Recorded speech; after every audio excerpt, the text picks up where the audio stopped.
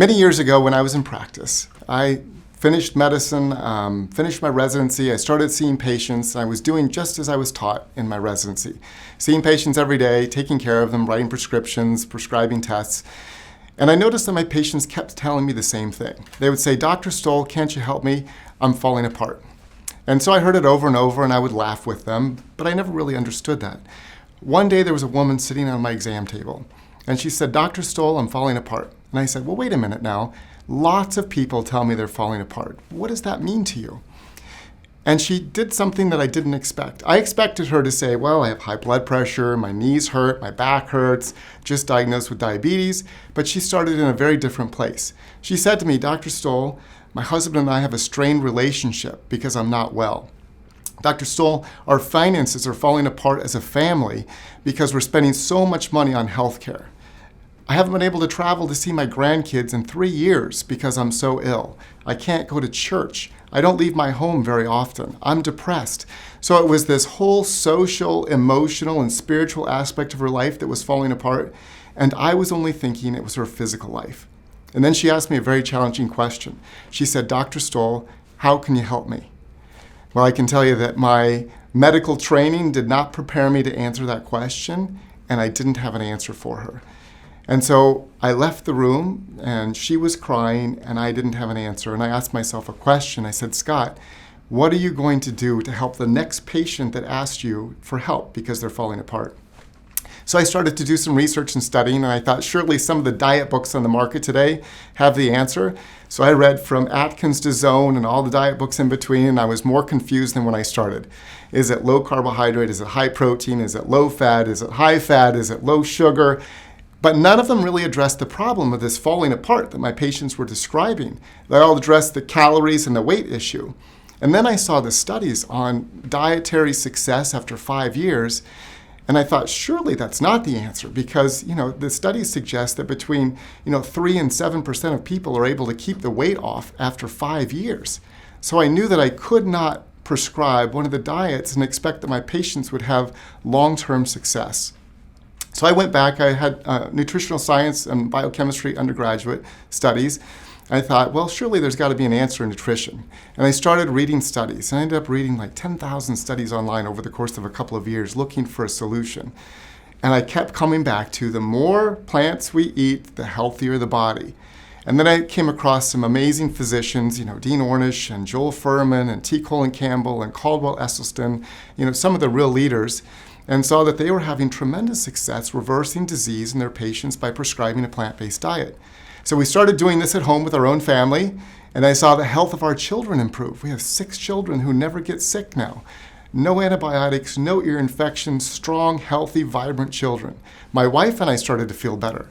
So I went into my practice and I took my prescription pad out, and instead of writing medications, I would write a recipe for a smoothie for breakfast.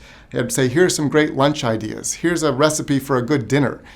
And I would give that to my patients, and they came back and they said, "You won't believe it. My doctor just discontinued all my diabetic medications, or all of my inflammation's gotten better." I had patients that were losing 100 pounds, and they said, "I'm never hungry." And they felt terrific, vibrant, alive. They said for the first time they had amazing mental clarity. So my wife and I came up with a cookbook, and we started giving that to the patients, and it has transformed my practice. So on a personal basis, as we started to make this transition, we'd heard a number of things. We'd heard, well, it's going to be a lot more expensive.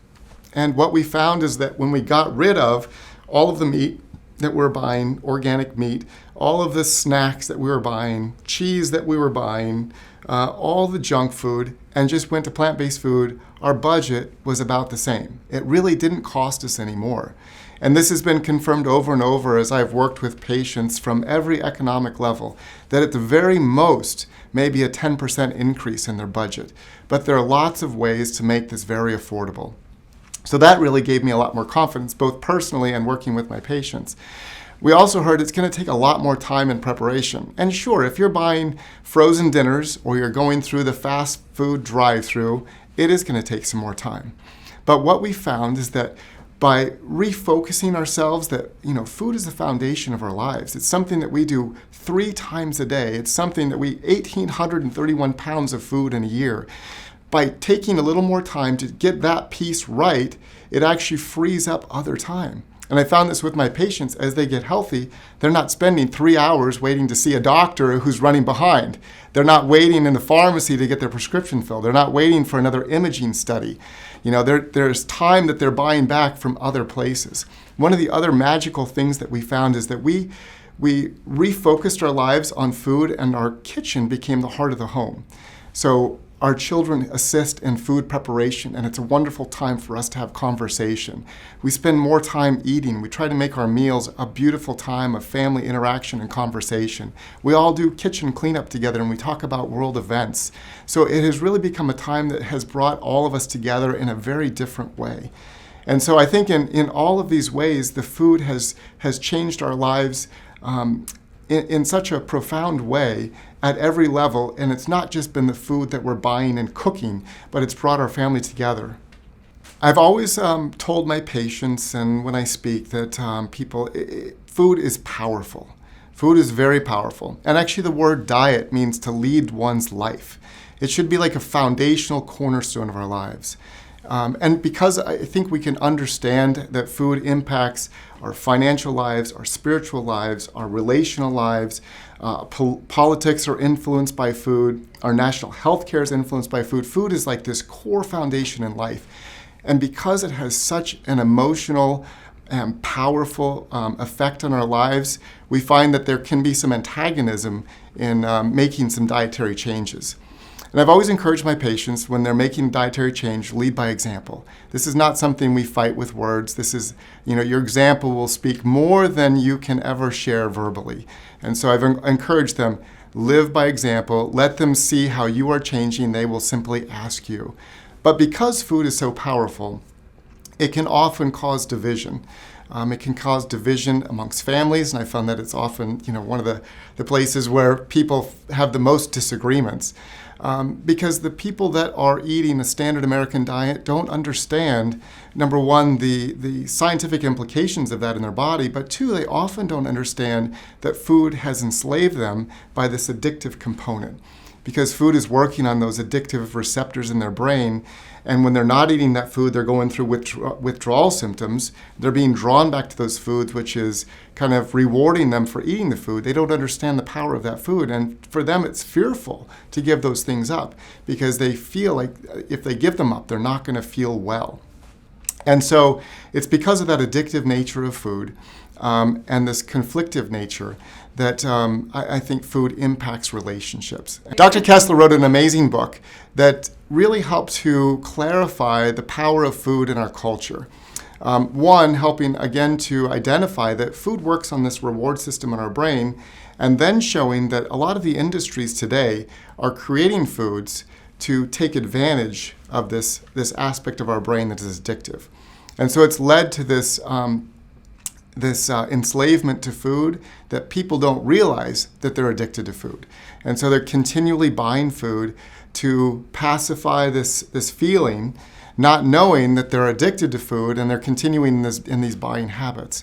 And we see the profound nature of food addiction when I do these immersions, which is a week-long educational process where people come in and we feed them plant-based food for a week, and I teach them for a week. And what we see in the first 3 days is terrible withdrawal symptoms, headaches, nausea, vomiting, inability to even stay awake for a couple of hours. And it always reiterates to me how powerful these foods are, that within a couple of days of stopping eating them, you have these terrible withdrawal symptoms. But at the end of the week, we see how good people feel. They say, I haven't been this clear since I was 18 years old. I don't have a headache anymore. They're happier. And so the contrast of those two things between the beginning of the week and the end of the week really demonstrates that this addictive nature of food. Now, people always say, well, why does food activate the dopamine reward system? And it's there because when we eat strawberries and we eat healthy food, it does give us some pleasure, and food is meant to be pleasurable.